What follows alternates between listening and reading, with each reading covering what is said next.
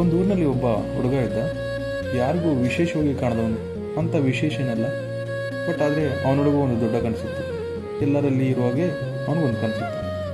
ಪ್ರತಿದಿನ ಅವನು ಶ್ರಮ ಪಡ್ತಾ ಇದ್ದ, ಹೆಜ್ಜೆ ಹೆಜ್ಜೆಗೂ ಮುಂದಕ್ಕೆ ಸಾಗ್ತಾ ಇದ್ದೆ.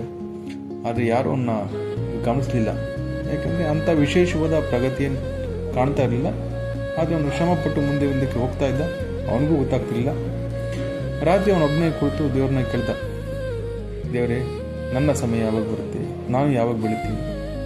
ಉತ್ತರ ಬರಲಿಲ್ಲ.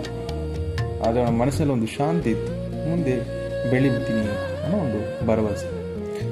ತಿಂಗಳುಗಳು ಕಳೆದು ಕೆಲವೊಮ್ಮೆ ಅವನು ದಣದ, ಆದರೂ ಬಿಟ್ಕೊಡ್ಲಿಲ್ಲ, ಮತ್ತೆ ಸಾಕ್ತಾ ಇದ್ದ. ಅವನ ಕಣ್ಣಲ್ಲಿ ನೀರಿತ್ತು, ಕಣ್ಣೀರಿತ್ತು, ಆದರೆ ಹೃದಯದಲ್ಲಿ ನಂಬಿಕೆ ಇತ್ತು. ಒಂದು ದಿನ ನಿಧಾನವಾಗಿ ಮೌನವಾಗಿ ಅವನ ಜೀವನ ಬದಲಾಗತೊಡಗಿತು.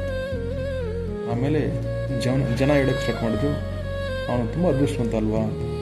ಆದರೆ ಅವ್ರಿಗೇನು ಗೊತ್ತು, ಅವ್ರಿಗೆ ಗೊತ್ತಿರಲಿಲ್ಲ ಅವನ ಹಿಂದೆ ಎಷ್ಟು ಮೌನದ ಹೋರಾಟ ಇತ್ತು ಅಂತ. ಅಲ್ಲ, ನೀವು ಈ ಕ್ಷಣ ಕಾಯ್ತಿದ್ರ ಅಂತಂದರೆ ನೀವು ಮರೆತವರಲ್ಲ, ಅಂದರೆ ನೆಗ್ಲೆಕ್ಟೆಡ್ ಅಲ್ಲ. ನೀವು ನಿಮ್ಮ ದೇವರ ಕೈಯಲ್ಲಿ ತಯಾರಾಗ್ತಿದ್ದೀರಾ ಅಂತ ಅರ್ಥ. ಟ್ರೈನ್ ಅಪ್ ಆಗ್ತಿದ್ದೀರಾ. ಕೆಲವೊಮ್ಮೆ ದೇವರು ಮೌನವಾಗಿರ್ತಾನೆ, ಆದರೆ ಅವನು ದೂರ ಇರಲ್ಲ, ನಿಮ್ಮನ್ನು ದೂರನೂ ಇಟ್ಟಿರಲ್ಲ.